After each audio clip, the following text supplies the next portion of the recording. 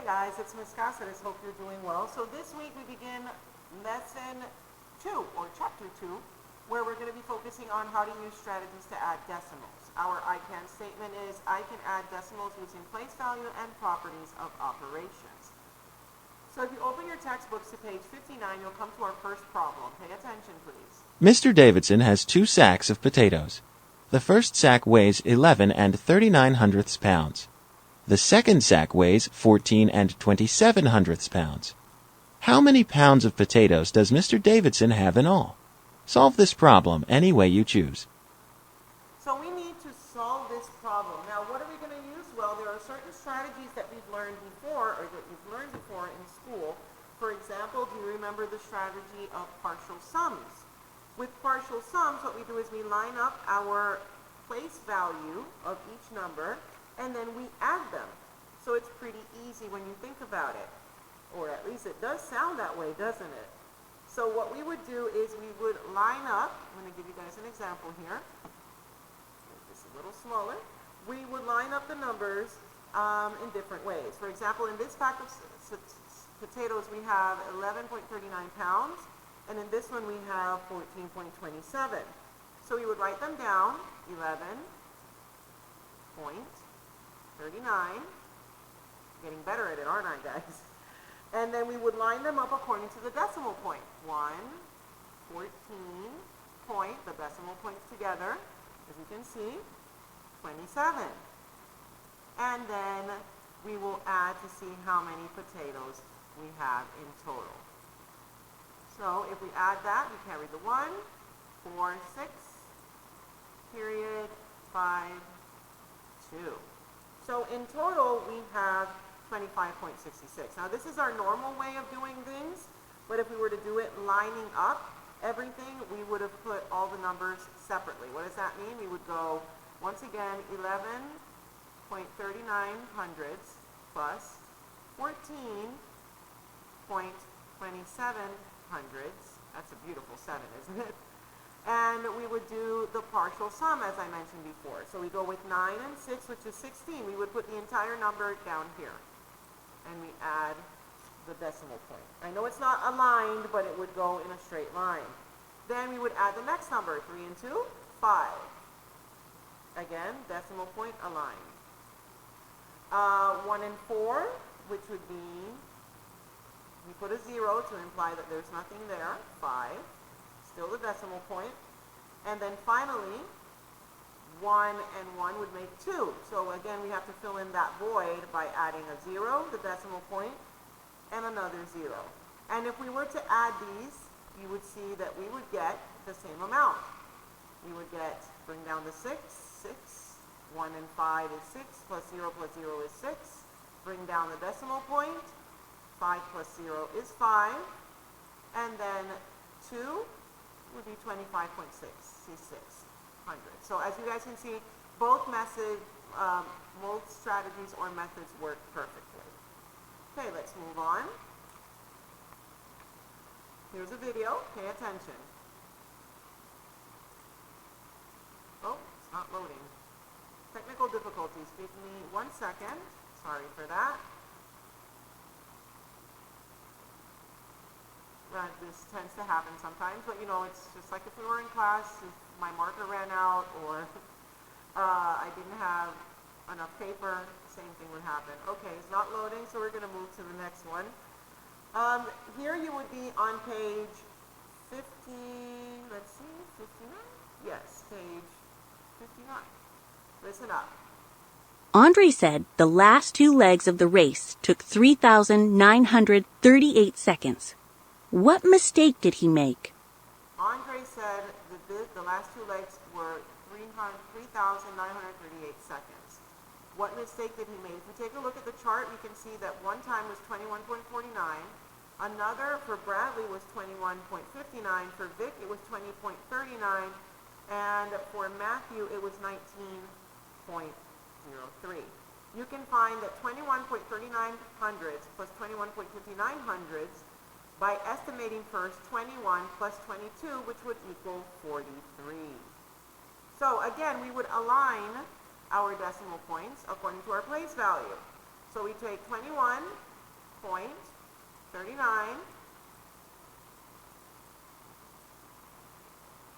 and then we add 21.59.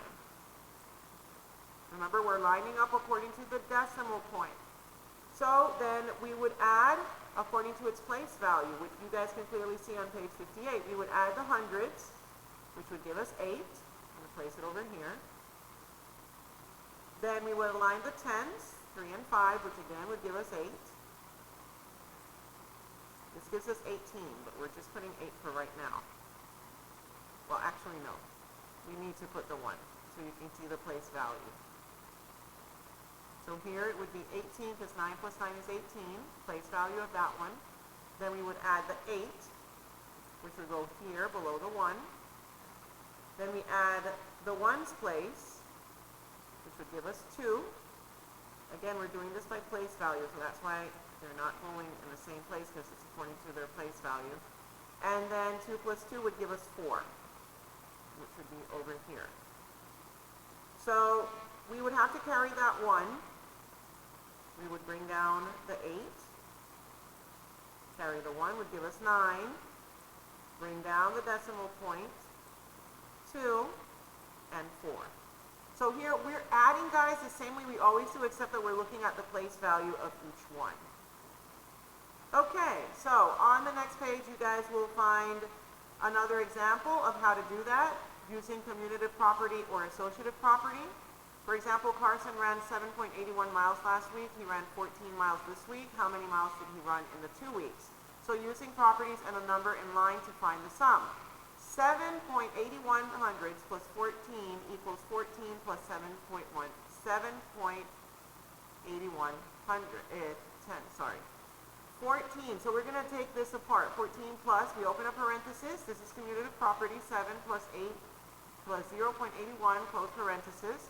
We are going to separate the 7 since it's a whole number now. It's no longer part of the decimal point. And we're going to put it with the other whole number, which is 14. We're going to move the parenthesis over here. This would be associative property. We're associating these two numbers because they are both whole numbers. 14 plus 7 in a parenthesis plus 0.81. So we add these two together, which give us 21, and plus 0.81. And then if we add this, obviously in the space of where we have the 0, we'll add the whole number, 21, which would give us 21.81 miles in all. So, guided practice, you guys will demonstrate if you understood. Independent practice will demonstrate if you understood as well. Now, there's also, as usual, the problem solving, but we talked about this before. We're going to leave that as an extra credit for you guys in case you need some extra help. So we'll continue with the next topic from this week, which is very similar to the first one we just saw, except this one is not adding, it's actually subtracting. So now we're going to see how we can use subtraction. Okay, having another technical issue, excuse me, sorry. Don't know what the issue is. We'll go back for some reason.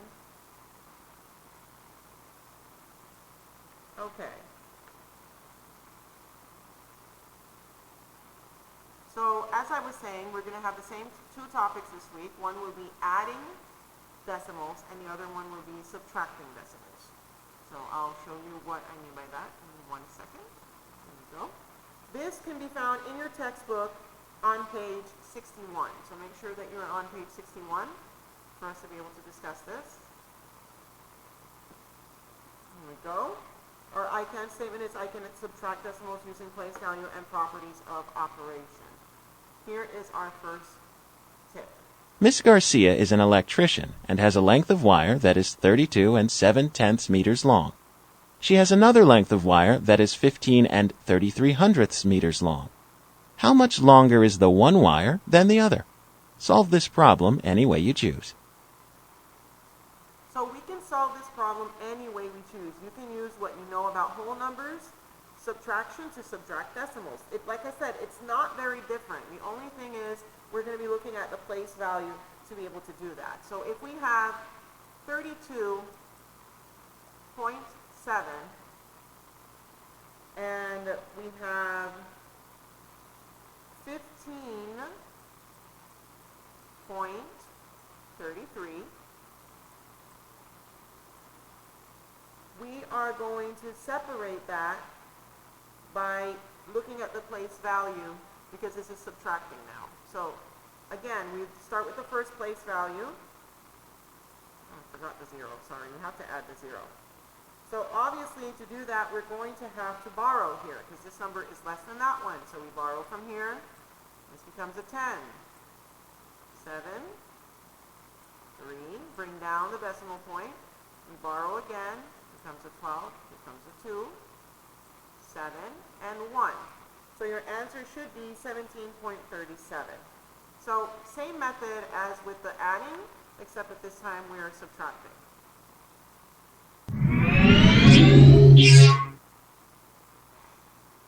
How can you subtract decimals? What is the difference in the wingspans of the two butterflies? So what is the difference in the wingspan? Well, if we take a look, you can see that one is larger than the other. 5.92 centimeters is larger than 4.37 centimeters. But how much is the difference between that wingspan? The larger butterfly has a wingspan of 5 92 centimeters. The smaller butterfly has a wingspan of 4 37 centimeters. This section of the bar diagram shows the difference in the wingspans. Think about how differences in decimal numbers are represented. So how are decimal numbers represented differently? Well, it says here, select points along the butterfly's wingspan to see different decimals subtracted from 5.92. So we're about to see the differences according to its wingspan in decimal points. Look at this. At this area, we have 0.75. So if you took 5.92 and you subtracted 0.75, it would give you 5.17. So at this point, there's a difference of 5.17. Here, if we touch this area, you'll see there's 1.5. Again, by doing the subtraction, you'll find that there's a 4.39 difference in wingspan. Here we have 2.25. Subtracting that from 5.92 will give us a wingspan of 3.97. And finally, reaching the center, we have 2.96, which we would subtract from 5.92, which would give us 2.96. That is the difference in wingspan. If I were to go over, it'll give you the same, except vice versa. I hope that's clear for you guys. Estimate before you find the exact answer. What number does 5 92 round to? Select your answer. So what number does 5.92 round to? Remember what we learned about? Looking at the number, if it's 5 and 5 or more, we soar, which means that we have to look next door to see if we soar. Here's a 2. That's less than 5. So obviously we're going to go down. What number does 5.92 round to? Any ideas? Well, I don't hear any answer, so let's just try a random answer. No? There we go. 5 92 rounds to 6, and 4 37 rounds to 4. 6 minus 4 equals 2. The difference in the wingspans is about 2 centimeters. Find the difference. You can use a number line to subtract using partial differences. Start at 5 92 and subtract 4 ones. Then subtract 3 tenths. Then subtract 7 hundredths. 5 92 minus 4 37 equals 1 55 hundredths. The difference in the wingspans is 1 55 centimeters. All right, so I hope that explains it for you guys. If not, we are going to practice to make sure we understand. In the solution shown, what strategies can you use to subtract the 700s? Here's the strategy of partial sums that we were talking about. You guys take up a part according to their place value, and then you subtract. For example, here, the place of the 4 is in the 1, so we subtract that first, and it leaves us with 192. Then we find the tens place, and we subtract that. It gives us 1.62. And then we find the seventh place, which is the hundreds. We subtract that. That gives us 1.55. So if we were to subtract it all together, it would give us 1.55 as a result. Now, how do we make sure we understood? By going through the guided practice together and then having you guys do the independent practice. Well, I hope you enjoyed this topic, and I'll see you guys in class. Bye.